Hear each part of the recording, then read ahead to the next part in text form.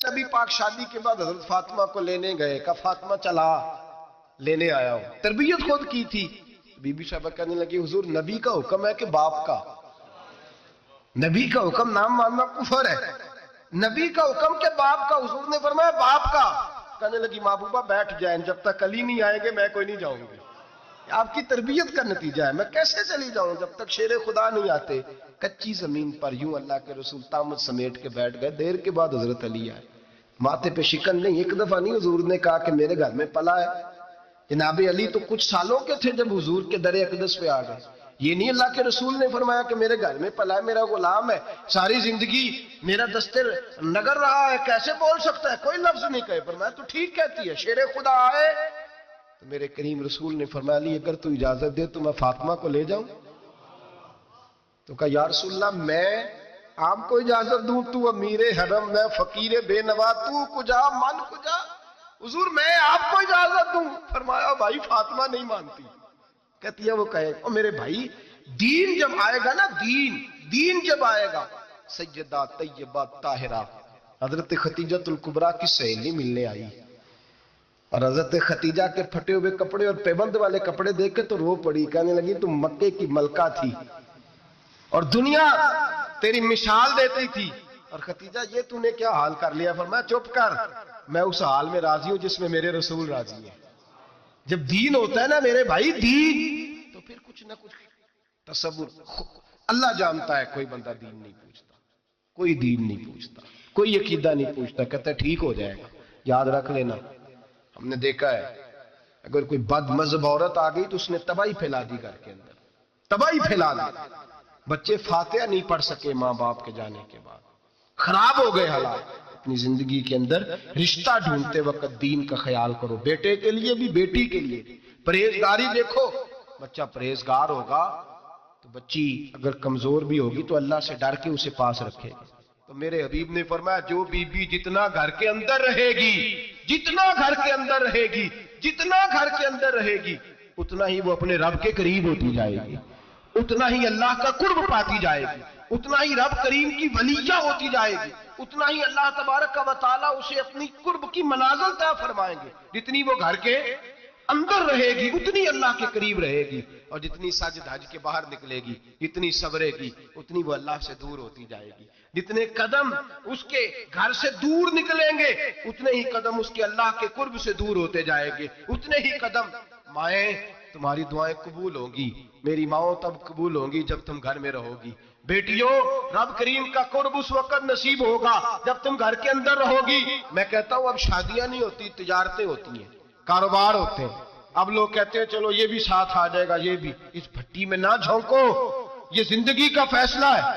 اور اس کے بعد گھر اس لیے ٹوٹتا ہے کہ ہم ان کی مذہبی شرعی تربیت نہیں کر پاتے۔ توجہ ہے آپ دوستوں کی؟ نبی پاک صلی اللہ علیہ وسلم نے کہا ہے کہ مرد شادی اس وقت کرے جب نان و نفقہ دے سکتا ہے۔ کیا لفظ ہے جی؟ نانو، وہ کیا ہوتا ہے؟ ضروریات ہے۔ اس میں پارک میں جانا شامل نہیں، اس میں پارک میں جانا شامل نہیں، اس میں 4-5 دن کے لیے مری کی رہائش شامل نہیں، اس پیکج میں وہ شامل نہیں، یاد رکھیں۔ یہ بھی ٹریننگ دیں۔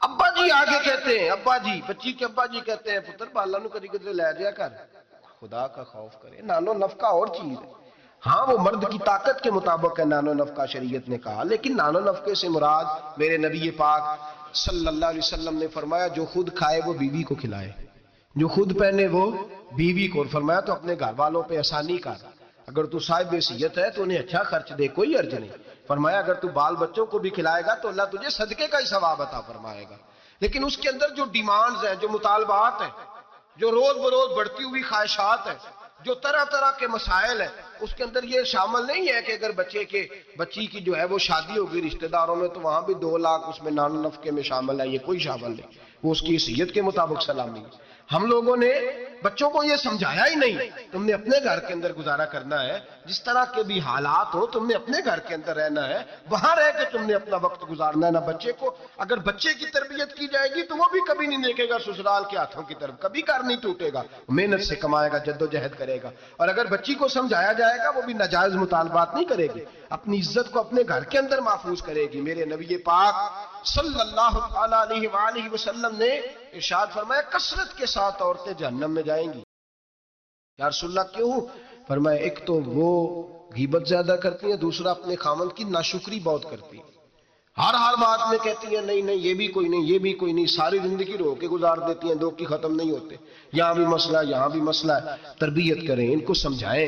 وہ گھر ٹوٹ جاتا ہے جس گھر کے اندر ناجائز مطالبات ہونے لگتے ہیں، وہ گھر ٹوٹ جاتا ہے. درجنوں لوگ ایسے ہیں جو سوسائٹی میں آگے بڑھنے کے لیے ڈاکو بن گئے، بیسیوں لوگ ایسے ہیں جو معاشرے کے برابر ہونے کے لیے قاتل بن گئے.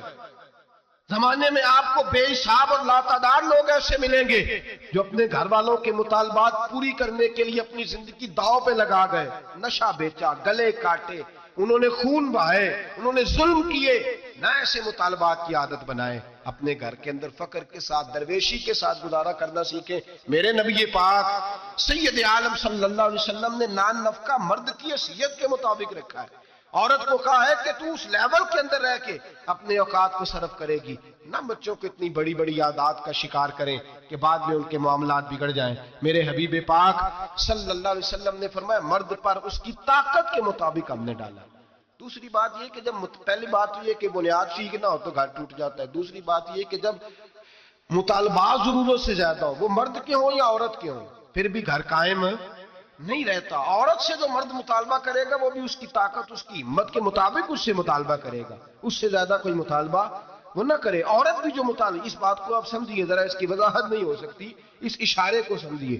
مرد بھی بیوی سے اس کی طاقت سے زیادہ مطالبات نہ کرے، اور عورت بھی اس سے کوئی ایسا مطالبہ نہ کرے جو مرد پورا نہ کر پائے. میرے حبیب پاک علیہ السلام نے بقدر ضرورت ان پر فرائض رکھے. پھر آگے بڑھیے، گھر کے ماحول کے اندر باہر والی ٹینشنیں کبھی نہ لے کے جائیں ورنہ گھر ٹوٹ جاتا ہے.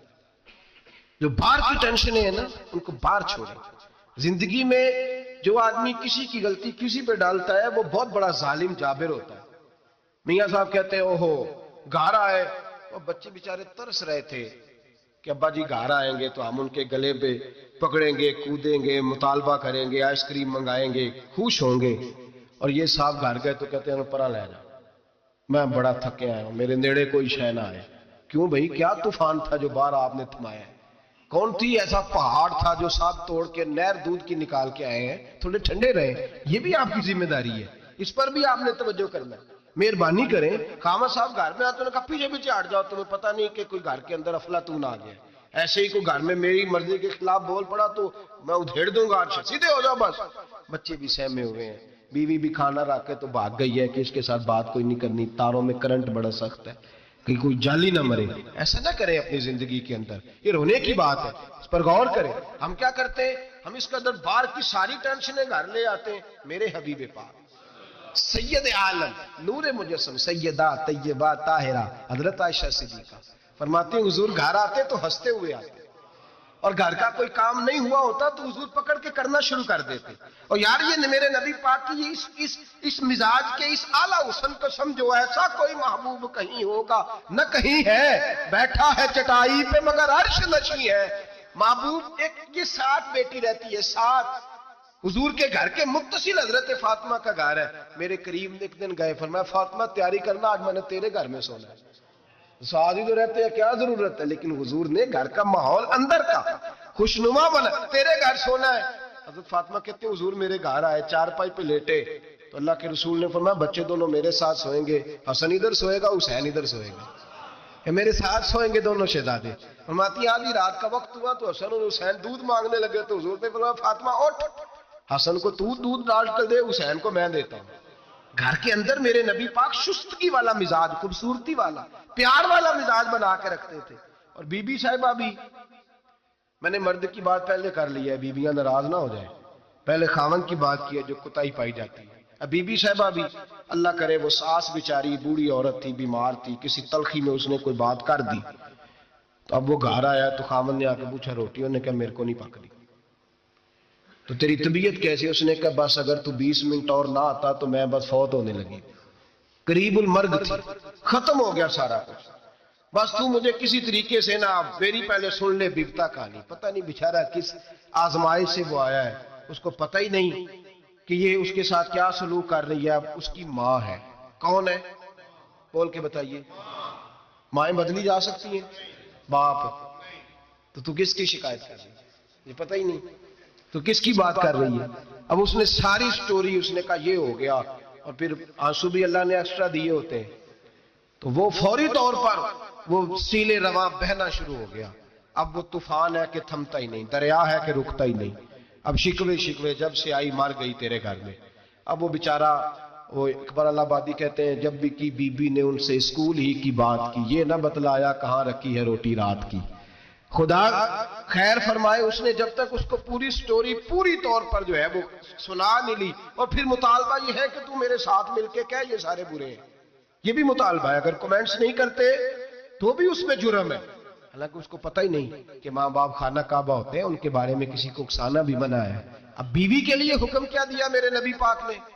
میرے رسول پاک علیہ السلام نے فرمایا بیوی کا حق ہے کہ جب خاوند گھر آئے تو بیوی اسے ہنستی ہوئی ملے، اسے اپنے اوپر جبر کرے، کچھ دیر کے لیے حوصلہ پیدا کرے، وقت کا انتظار کرے، موقع دیکھے، خیال کرے، ایسے ہی فوری طور پر اپنی جو ہے وہ تکلیفیں اور آزمائشیں اٹھا کے نہ رکھ دے، خیال کرے، ورنہ گھر ٹوٹ جائے گا۔ شدت کے ساتھ عورت بات کرے گی، اسی شدت کے ساتھ مرد کرے گا، 2 منٹ لگیں گے تو تعلق ہے وہ چکنا چور ہو جائے گا۔ تو تیسری بات یہ کہ اپنی پریشانیاں جو گھر سے متعلقہ نہیں ہیں ان کو ذرا ایک کونے پہ رکھنے کی کوشش کریں، گھر ٹوٹنے سے بچے گا۔ چوتھی بات، میرے نبی پاک صلی اللہ علیہ وسلم نے پہلے مرد کو حکم دیا، فرمایا حوصلہ بڑا کر، حوصلہ بڑا۔ فرمایا عورت ٹیڑھی پسلی سے پیدا ہوئی ہے تو یہ ٹیڑھی ہے، سیدھی کرنے کی کوشش کرو گے تو ٹوٹ جائے گی، لیکن سیدھی ٹیڑھی کے ساتھ گزارا کرو۔ اب لفظ بڑے حسین ہیں، حدیث میں جاگ رہے ہیں آپ لوگ جی، بڑے حسین لفظ ہے۔ حضور نے فرمایا اگر تمہیں اپنی بیوی کی کچھ عادتیں ناپسند ہیں تو اس سے بغض نہ رکھو، بیوی سے بغض نہ رکھو۔ اگر کچھ عادتیں ناپسند ہیں تو کچھ ایسی بھی ہوں گی جو تمہیں بڑی پسند ہو، جو پسند ہے ان پر توجہ کرو۔ ڈاکٹر اقبال، علامہ اقبال کہتے ہیں میرے پاس ایک آدمی آیا، اس نے آ کر کے کہا کہ میں اپنی بیوی کو طلاق دینا چاہتا ہوں۔ پہلے اس نے مرضی کی شادی کی، میں وہ بات شروع میں کہہ چکا ہوں، بچے نوجوان انہوں نے ایک سنت بڑی حفظ کر لی ہے، کہتے ہیں مولوی صاحب سنت ہے مرضی کی پسند کی شادی کرنا جائز ہے۔ میں کہ صرف یہی جائز نہیں، اور بھی بڑی سنتیں ہیں، کسی اور پہ بھی توجہ کریں آپ حضرات، اور بڑی ذمہ داری سے بات کہہ رہا، نوجوان زیادہ غور کریں اور باقی جوانوں تک میری بات پہنچائیں۔ شادی بیاہ کے معاملے میں جذباتی پن کا کبھی مظاہرہ نہ کریں۔ آپ کے اندر کتنے بھی جذبات موجود ہیں، یہ 2 3 4 منٹ کا رشتہ نہیں کہ ٹھیک ہے آپ دوست بدل لیں گے، یار بدل لیں گے، گاڑی بدل لیں گے، یہ نہیں جوتا ہے یہ فٹ نہیں آیا تو بدل لیں گے، یہ زندگی بھر کا معاملہ ہے۔ اس میں بزرگوں کی، سیانوں کی اور حکمت والے لوگوں کی رائے لیں، اس کو سمجھیں، پرکھیں، پھر نکاح کا فیصلہ کریں۔ اس کو کبھی جذباتی نہ لینا زندگی میں۔ نوجوان جذباتی ہو کے معاشرے کا، میڈیا کا شکار ہو کے شادی کرتے ہیں، پھر اسی تیزی کے ساتھ وہ ان رشتوں کو توڑ دیتے ہیں۔ میرے نبی پاک صلی اللہ علیہ وسلم نے فرمایا بغض نہ رکھو، کچھ عادتیں اگر ناپسند ہیں تو کچھ ایسی بھی ہوں گی جو تمہیں پسند ہوگی۔ ڈاکٹر اقبال کہتے ہیں ایک شخص میرے پاس آیا، میں لندن میں وکالت کرتا تھا، اس نے آ کے کہا کہ بیوی کو طلاق دینی ہے۔ میں نے کہا میں تجھے جانتا ہوں، تو نے تو پسند کی شادی کی ہے۔ کہا اب میں طلاق دوں گا؟ کہتے میں نے اس کو کہا کہ بھائی تو سمجھ جا، کوئی بات نہیں، انسانوں کے اندر اختلاف رائے ہو جاتا ہے، تو نہ ایسا کر۔ نہیں جی مجھے دینی ہے۔ کہتے ہیں اس کے گھر والوں نے بھی سمجھایا، حتیٰ کہ بچی نے بھی معافی مانگی کہ مجھ سے بھول گئی تھی، میں غلطی ہو گئی، معاف کر دے۔ اس نے کہا نہیں، اب فیصلہ کر لیا تو کر لیا۔ کہتے ہیں اب میں تو وکیل تھا، میرا پیشہ تھا، جب اس نے مجھے کہا تو میں نے کیس دائر کر دیا، بحث ہوئی، فیصلہ جوان کے حق میں آنے لگا، طلاق کا وقت قریب آ گیا۔ جس دن فیصلہ ہونا تھا اس دن رات کو میرے پاس آیا، کہنے لگا سویرے کیس واپس لے لیں، میں نے نہیں طلاق دینی۔ میں نے کہا کیا ہوا؟ کہنے لگے اقبال یار عجیب بات ہوئی ہے، مسلمانوں کے رسول کی ایک حدیث پڑھ لی ہے، نبی پاک علیہ السلام کا ایک فرمان پڑھ لیا ہے۔ کہا وہ کیا؟ کہا حضور نے فرمایا اگر تمہیں اپنی بیوی کی بہت ساری عادتیں ناپسند ہو، ادھر دیکھو جو پسند ہے، تو وہ کہنے لگا یہ حدیث پڑھ کے میں نے غور کیا ہے، یورپ کے اس گندے معاشرے میں رہتی ہوئی میری بیوی اس برے معاشرے میں رہتی ہوئی بد خلق ہے، بد اخلاق ہے، کام کاج نہیں کرتی، ساری چیزیں ہیں، لیکن جہاں اجازت ہے 18 سال کے بعد عورت اپنی مرضی سے جس کو مرضی لڑکے کو دوست بنا سکتی ہے، لیکن اس کا سوائے میرے کسی اور کے ساتھ کوئی تعلق نہیں۔ تو اس گندے معاشرے میں یہ اس کی عادت کتنی پاکیزہ ہے کہ سوائے میرے کسی اور طرف نہیں دیکھتی۔ حضور کی اس حدیث نے مجھے اس کی اس اچھی عادت پر مائل کر دیا ہے۔ اقبال کہنے لگے اچھا اب میرے نبی نے تجھے مائل کیا ہے تو میں نہیں سویرے تیرا کیس واپس لوں گا۔